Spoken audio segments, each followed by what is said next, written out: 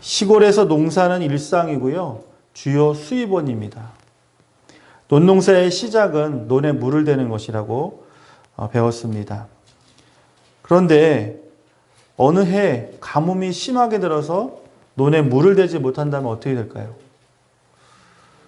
예, 맞습니다. 농부에게는 큰 고통이고 재앙이 될 수밖에 없다는 것이죠. 성경에 보면 하나님은 농부시다라고 하는 말씀이 있습니다. 농사를 직접 짓는 농부일 수도 있지만 우리의 인생, 우리의 삶의 농부가 바로 하나님이시죠. 우리의 인생을 농사에 빗대기도 합니다. 그래서 자식을 키우는 것을 뭐라고 얘기합니까? 자식 농사를 짓는다. 그런 말도 하지 않습니까? 내 인생도 마찬가지죠. 가꾸는 거잖아요. 에덴 동산을 조성하시고 아담과 하와를 그곳에 파송하셔서 그 모든 것을 다스리게 하시는 것. 거기에는 풀도 자라고 꽃도 있고 나무도 있습니다. 거기에는 정말 아름다운 과일 수도 있고 동물들 있다라는 거죠. 그 모든 것을 가꾸어야 되는 것이 우리 인간, 사람의 책임입니다. 그런데 가장 중요한 것은 무엇이냐면 내 마음의 밭을 잘 가꾸는 거예요. 여러분의 마음의 밭, 인생의 밭이 항상 정돈되고 또 좋은 과실이 많이 맺히는 정말 에덴 동산과 같은 귀한 삶이 되시기를 주의 이름으로 축원하겠습니다. 자, 오늘 말씀의 제목이 무엇이라고요? 나에게 오늘 주시는 말씀은 무엇인가? 저는 이 질문을 제 자신에게 매일 하고 있습니다. 아니, 매일이 아니라 매 순간마다 하고 있습니다. 오늘 아침에 일어나서 하나님, 오늘 이 하루라고 하는 선물을 주신 것 감사합니다. 오늘 나에게 무엇을 말씀하시는지 말씀하여 주시옵소서. 새벽 6시가 되면 여러분 카톡방에 카톡하고 올리죠? 그러면 오늘 우리에게 주시는 구약과 신약, 지금 이제 신약을 읽고 있는데 신약의 말씀을 90일 동안 나누어서 매일 성경 말씀, 하나님의 말씀이 배달되고 있는 거예요. 그럼 여러분 거기에 따라서 그 시간에 말씀을 켜서 또는 내가 정한 시간에 내 스케줄 가운데서 하루 중에 그 말씀을 켜서 듣는 것이죠. 오늘 특별히 구약의 말씀, 사울이라고 하는 인물을 통해서 하나님의 말씀이 과연 무엇인가? 하나님은 말씀을 어떻게 말씀으로 우리를 어떻게 훈계하시고 인도하시는가 살펴보는 시간을 갖고자 합니다. 자, 여러분, 말씀에 대해서 오늘 얘기하는데 말씀은 히브리어로 다바르라고 하는 단어를 사용합니다. 이 여러 가지 용례가 있는데요. 가장 중요한 것은 물론 말씀이겠죠. 다바르라고 하는 것은 말씀이라고 하는 단어입니다. 또한 또 한 가지 많이 사용되는 이 용례, 정의가 뭐냐면 사건이라는 거예요. 하나님의 말씀은 사건이라는 거예요. 여러분, 내가 이 땅에 태어난 것이 우연이 아니죠? 그렇죠? 하나님의 계획 가운데 일어난 사건이라는 거예요. 내가 예수를 믿었던, 여러분 몇 월 며칠 몇 시인지는 정확히 기억 안 날 수도 있어요. 그러나 내가 어느 때 예수를 믿은 것이 여러분 기억나십니까? 믿어진 것. 나는 하나님의 자녀구나. 나는 죄인인데 주님이 나를 구원해 주셨구나. 아멘! 하고 믿어진 때 있었죠? 또는 물 세례를 받았을 때 물과 성령으로 거듭나는 그 첫 단초와 같은 세례를 받았을 때 기억나시죠? 이게 모든 것이 뭐냐면 사건이라는 거예요. 그 사건에는 누가 간섭을 하시냐면 하나님, 그리고 하나님 되시는 다바르, 말씀이 그것 가운데 떨어진다는 것이죠. 자, 하나님의 입에서 나오는 것을 말씀이라고 그러는데 그것을 구체적인 사건입니다. 여러분, 바람이 불죠? 가을에, 봄에 들에 나가면 바람이 많이 불죠? 그 바람에서 여러분 무슨 소리를 들었습니까? 메시지를 들었나요? 오늘 밭에 가서 일해라. 오늘 복권을 사라. 뭐 이런 얘기 들었어요? 없어요. 그런데요, 어느 순간 성경을 읽다가 설교를 들으시다가 유튜브로 여러분이 하나님의 말씀을 들으시다가 무릎을 탁 치면서 깨달아지는 때가 있습니까? 없습니까? 있죠? 그게 뭐냐면 하나님의 말씀이 구체적인 사건으로 우리의 마음 가운데 부딪히는데 그것이 다바르라고 하는 거예요. 그런데 아까 말씀드린 것처럼 예수를 안 믿으시거나 교회에 전혀 관계없이 살아가는 사람들이 똑같이 성경을 읽으시거나 오늘같이 말씀을 들으실 때 감동이 있을 수가 없어요. 물론 하나님의 간섭하심으로 강권적으로 그 완악한 마음을, 바위 같은 마음을 깨뜨릴 때도 있지만 일반적으로는 논에 문을 열어놨을 때 물이 들어오는 것처럼 믿는 자들에게 하나님은 오늘 말씀하시고 그것이 바로 구체적인 사건으로 나타난다는 거예요. 자, 우리 말씀은 또한 등불이라고 말씀하시죠. 시편 잠언에 보면 오늘 이런 구절들이 반복되어 나오는데 대표적으로는 시편 119편 105절이 바로 그 말씀입니다. 주의 말씀은 내 발의 등불이요 내 길에 비치는 빛이니이다 라고 시편은 고백하고 있습니다. 여러분, 내가 등불을 앞에다가 둘까요? 뒤에다 둘까요? 앞에다 두죠. 그러면 내가 들고 있는 등불이지만 그 등불 보고 앞으로 간다는 거예요. 하나님의 말씀은 뭐라고요? 등불이에요. 빛이에요. 그럼 내가 앞으로 가야 될까요? 뒤로 가야 될까요? 앞으로 가는.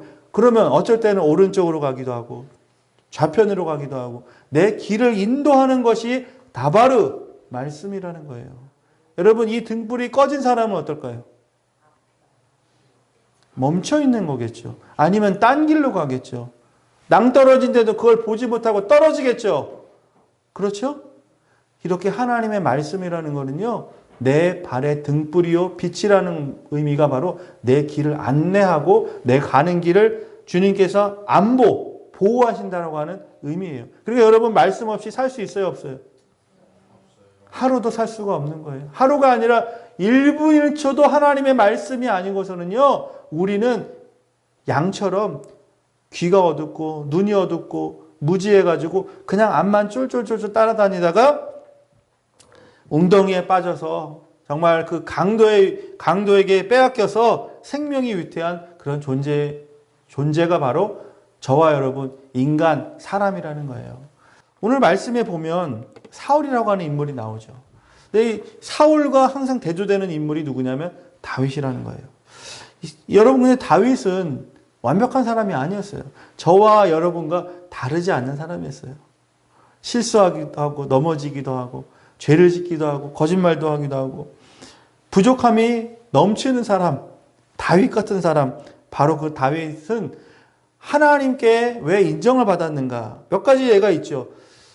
자, 다윗 왕의 선대는 사울이죠. 자신의 장인어른입니다. 그런데 이 사울 왕이 어느 날 헷가닥해서 시기와 질투하는 마음이 들다 보니까 악귀가 틈을 탑니다. 여러분, 누군가 시기하고 질투하지 마세요. 그러면요, 반드시 사탄은 틈을 타게 되어 있습니다. 원망하지 마세요. 저주하지 마세요. 반드시 그걸 틈을 타서 사탄은요, 나를 잡아먹으려 합니다. 사울왕이 그런 거예요. 완벽한 사람처럼 보였습니다. 용모가 출중했습니다. 정말 왕감이 된 사람이 사울이었습니다. 그러나 다윗을 시기 질투하는 그 마음에 틈을 타서 사탄이 악귀가 그 가운데 들었죠. 결국에는 최악의 경우에 최악의 왕으로 전락하고 마는데, 다윗은 어땠냐면 이 사울 왕을 죽일 기회가 여러 번 있었습니다. 그러나 하나님의 말씀에 근거해서 죽이지 않았는데, 그것은 뭐냐면 하나님의 말씀은 뭐냐면 기름 부은 자를 죽이지 않는 거예요. 내가 감히 복수하지 않는 거예요. 누가 기름 부음 받은 자였습니까? 사울 왕이잖아요. 그렇죠? 내 시각에는, 내 판단에는 사울은 죽어 마땅한 사람이에요. 그러나 내 판단 위에 누가 있냐면 하나님이 계시고 하나님의 말씀이 있다는 것을 인정한 사람, 그 사람이 바로 다윗이었고요. 이 다윗이 수많은 전쟁을 나갑니다. 전쟁에 나가 승리합니다. 그런데 성경 말씀 곳곳에 보면 이 다윗이 전쟁에 나가기 전에 한 일이 있는데 그것은 무엇이냐면 하나님 앞에 나가 엎드려 기도했다라는 거예요. 묻는 거예요. 여러분, 하나님께 묻는 사람은 결코 실패하지 않습니다. 아침을 시작하시면서 여러분이 큰 일을 앞두고 있으면서 내가 할 수 없는 어떤 두려운 일 앞에 다윗처럼 기도하시는 여러분 되시기를 바라겠습니다. 전쟁터에 나갈 때 군사도 있고 마병도 있고 모든 것이 갖춰져도 나가도 실패할 때가 있잖아요. 그렇죠? 계략이 있고 내가 다 나를 후원할 수 있는 아군들이 저렇게 넘쳐나도 전쟁은요 언제든지 질 수 있는 그런 장소가 바로 전쟁이라는 거예요.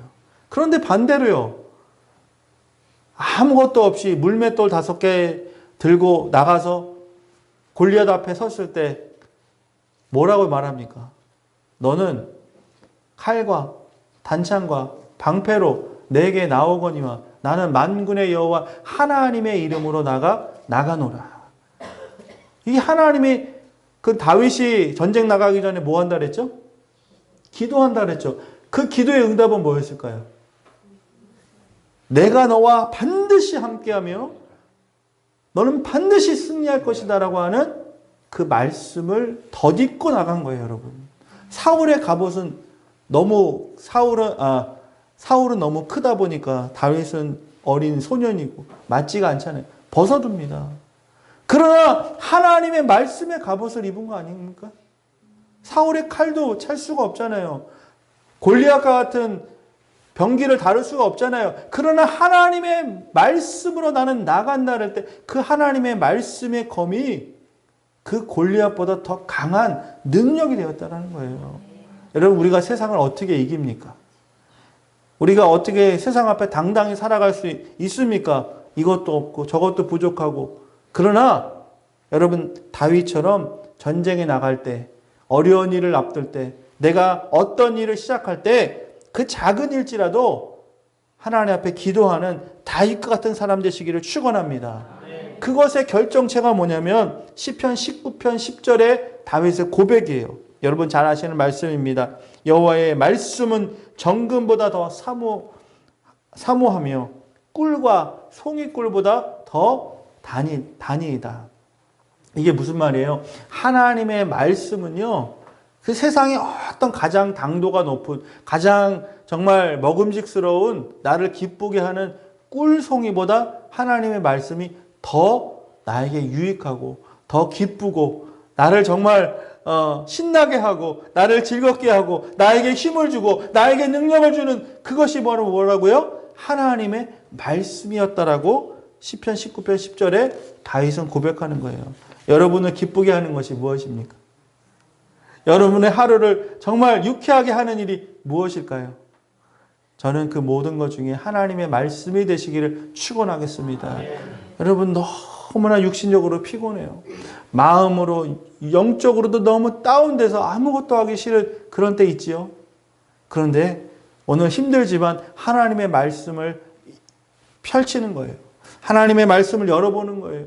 그 하나님의 말씀을 들어보는 거예요. 그런데 그 하나님의 말씀이 오늘 나에게 주시는 정말 양약과 같고 치료제와 같고 딱 하나님이 나에게 주시는 맞춤 말씀으로 다가올 때 여러분이 아멘으로 화답하잖아요. 아, 그렇지.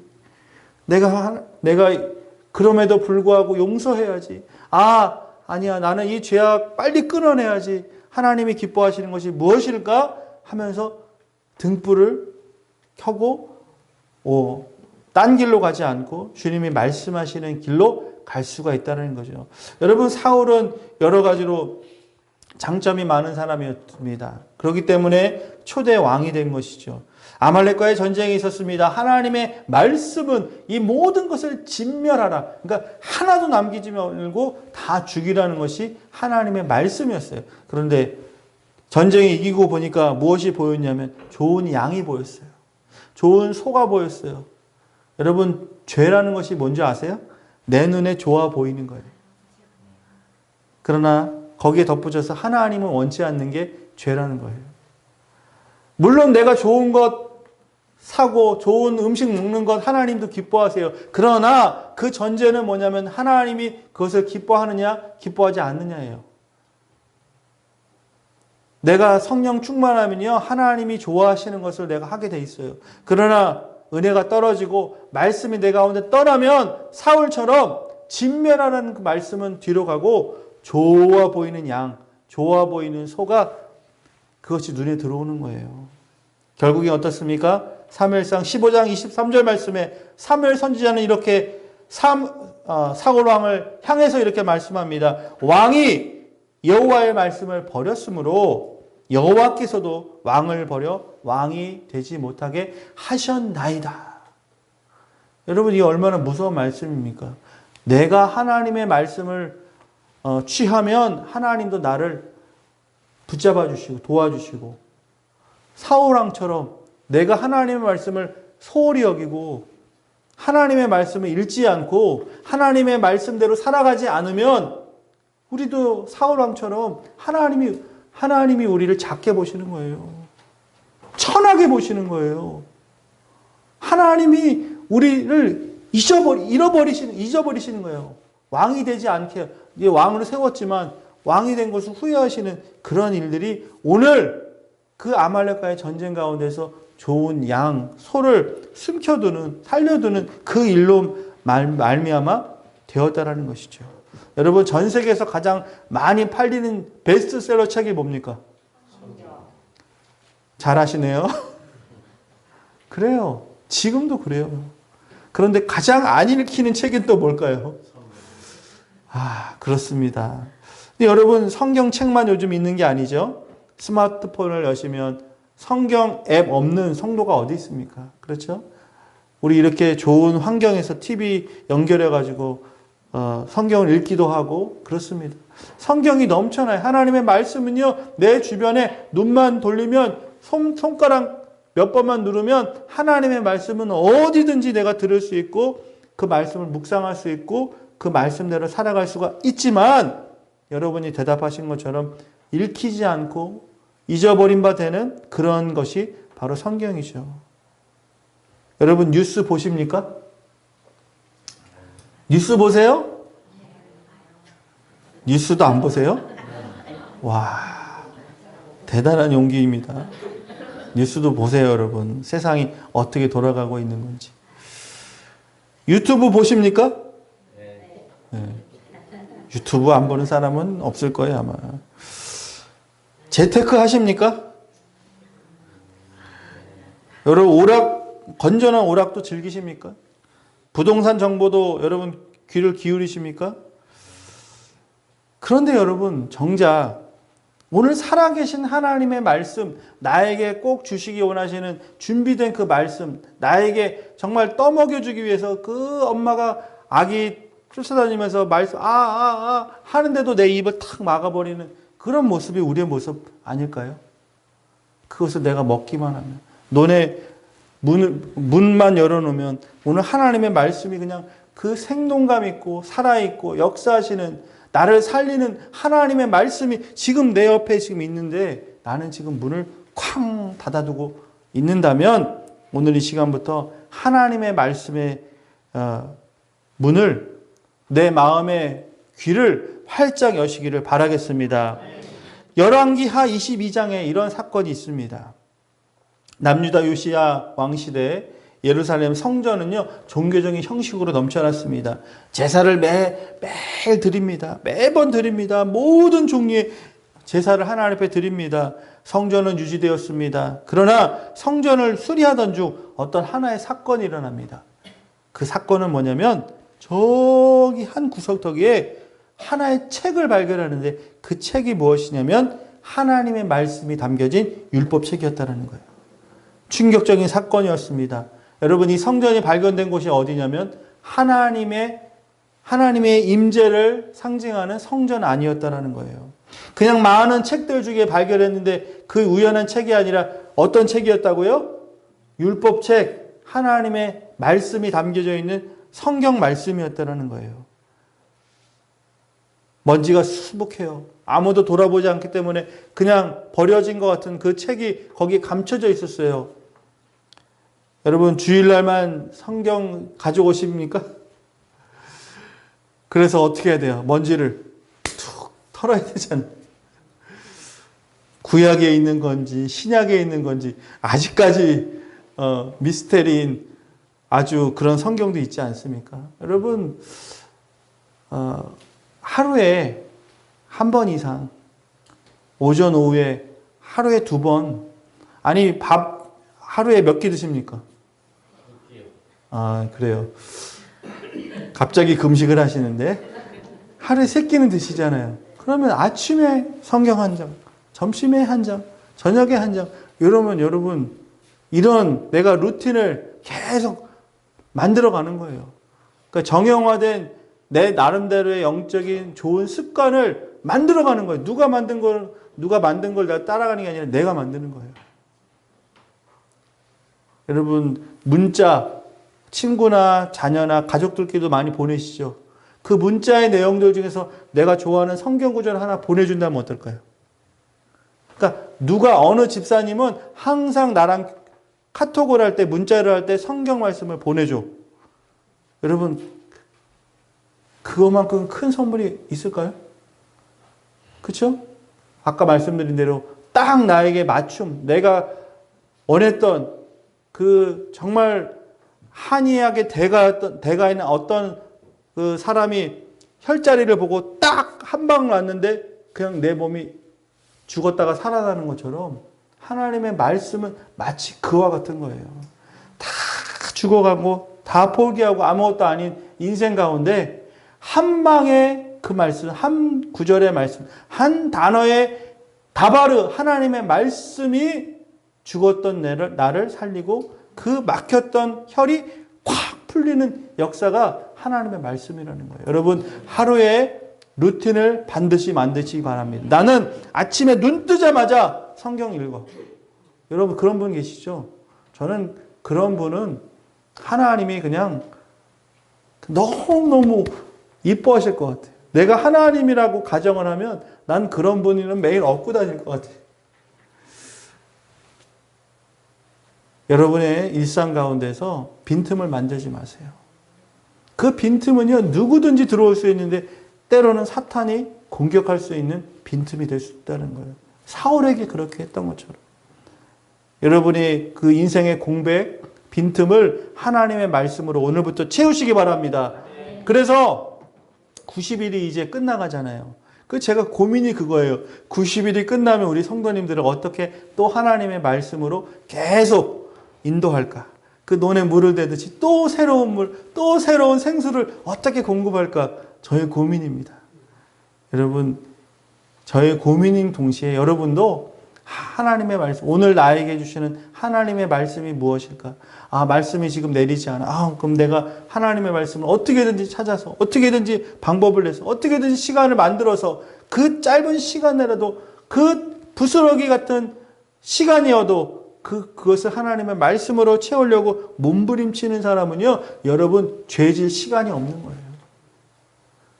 내가 고질적인 잘못된 습관이 떨어져 나가요. 잘못된 친구, 나를 꼬드리고 나를 죄악으로 인도하는 친구가 떠나가요. 왜 여러분 방치하십니까? 왜 그냥 그대로 두십니까? 왜 비가 오지 않는데 여러분 가만히 하늘만 보고 계십니까? 양수기라도 틀어야죠.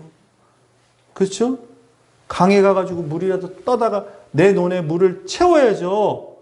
그게 농부 아닙니까? 그게 우리 바른 인생 아닙니까? 우리의 마음이 지금 갈라져 있어요.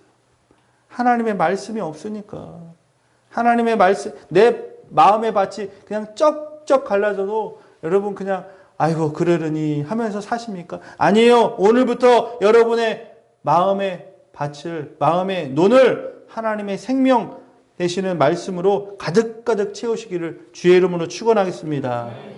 여러분 오늘 말씀의 결론입니다. 다시 말씀으로 돌아가야 된다는 거예요.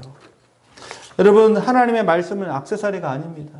여러분 성경 우리 이 설교 시간에 하나님의 말씀을 저희가 나누잖아요. 교독을 합니다. 제가 하나님의 말씀을 읽습니다. 이거는요 그냥 필요하기 때문에 가져다 쓰는 말씀이 아니에요. 때론 여러분 말씀 너무 어려운 일 당하면은 하나님을 찾는 분이 계시더라고요. 기도하시는 분. 또 성경을 읽는 분. 여러분 그럴 때만 내가 어려울 때만 내가 궁할 때만 찾는 비상약이 아니에요. 하나님의 말씀은요, 내가 꼭 필요할 때만 딱 열어보는 진이의 램프가 아니라는 거예요.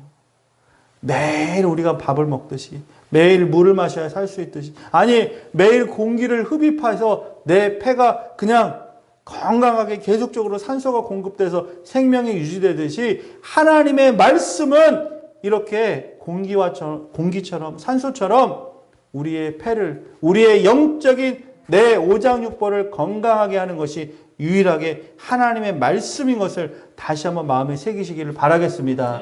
여러분의 길을 잃으셨습니까? 하나님의 말씀은 나침반이 됩니다. 항해하는 자에게 나침반 없이는 항해를 할 수가 없어요. 여러분 인생의 길은 거친 파도를 헤치고 나가는 그 선원보다 더 어쩔 때는 위험하고 더 어려운 상황을 만날 때가 많이 있습니다. 그런데 여러분 하나님의 말씀 없이 어떻게 하루를 시작하시겠습니까? 하나님의 말씀 없이 어떻게 중요한 계약을 따내시겠습니까? 하나님의 말씀을 더듬지 않고 어떻게 내가 학업에서 승리할 수 있겠습니까? 하나님의 말씀은 여러분 우리의 인생의 나침반이 되고요. 우리의 위기의 순간에 우리를 치료할 수 있는 유일한 치료제가 하나님의 말씀이라는 거예요. 여러분이 영혼이 상했고 여러분의 마음이 행하고 공허하고 잠을 못 자고 힘드실 때 왜 없겠어요? 사람의 위로는 잠시예요. 좋은 책, 글귀 그걸로도 내 마음의 양식을 채울 수는 있어요. 그러나 양식을 먹는다 그래서 생명이 사는 건 아니에요. 정말로 사는 것은 뭐냐면 그 병든 곳을 낫게 할 수 있는 치료제, 그 치료제는 하나님의 말씀을 내 병든 그곳에 발라야 된다는 거예요. 오늘 다바르라고 하는 단어는 말씀이라고 하는 단어, 사건이라는 단어도 있지만 미라고 하는 장소 접두사가 붙으면 미드바르가 되는데 그 미드바르는 뭐냐면 광야라는 거예요. 여러분 우리 인생 자체가 광야 아닙니까? 그렇죠? 물이 없어요. 양식이 없어요. 친구도 없어요. 나 혼자예요. 철저하게 나 혼자 아닙니까?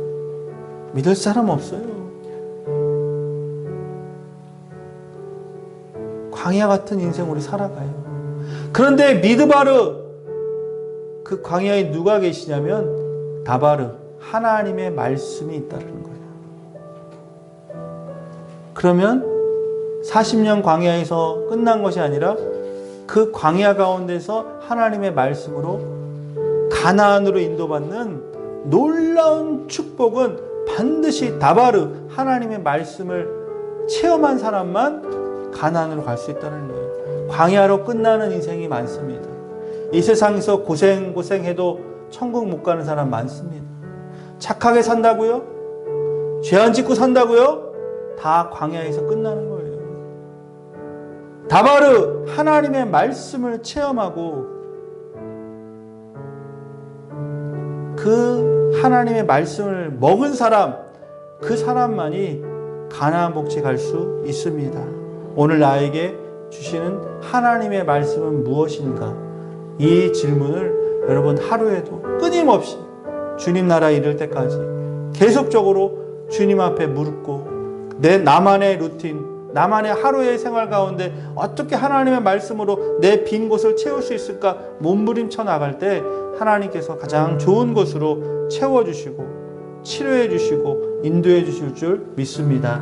우리 다 함께 기도하겠습니다. 하나님, 내게 이미 말씀하셨지만 난 마음의 문을